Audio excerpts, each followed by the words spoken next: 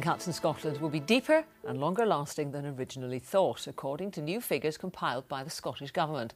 The latest statistics released this morning were compiled to take into account the Chancellor's recent budget.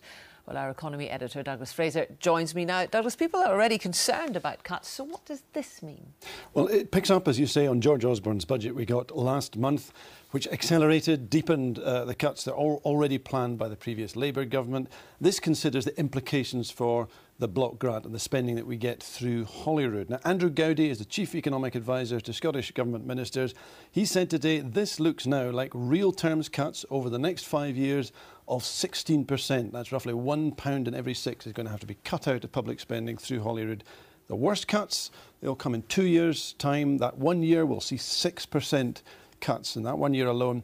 And he reckons this is going to take longer than he previously thought it would to repair the damage, to get public spending back to where it was at the peak last year. It's now going to take, he reckons, 15 years if we're on the growth path that is expected.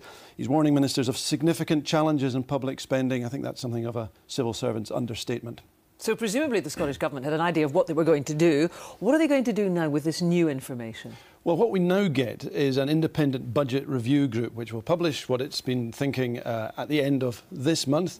That will have some options for ministers, none of them very easy, I have to say. John Swinney, the Cabinet Secretary for Finance, takes that away and prepares his draft budget to put to the Scottish Parliament. That usually gets published in September. He's wanting to delay it till after October the 20th, a crucial date. George Osborne will then give the detailed figures on departmental spending across Whitehall, the consequent figures for the Holyrood block grant. Only a month after that is John Swinney planning to tell us what he will do with the Scottish budget. His opponents in the Labour Party say, we already know it's going to be bad. Bring your figures on now and we can get discussing them as soon as possible. Douglas, thank you very much for that.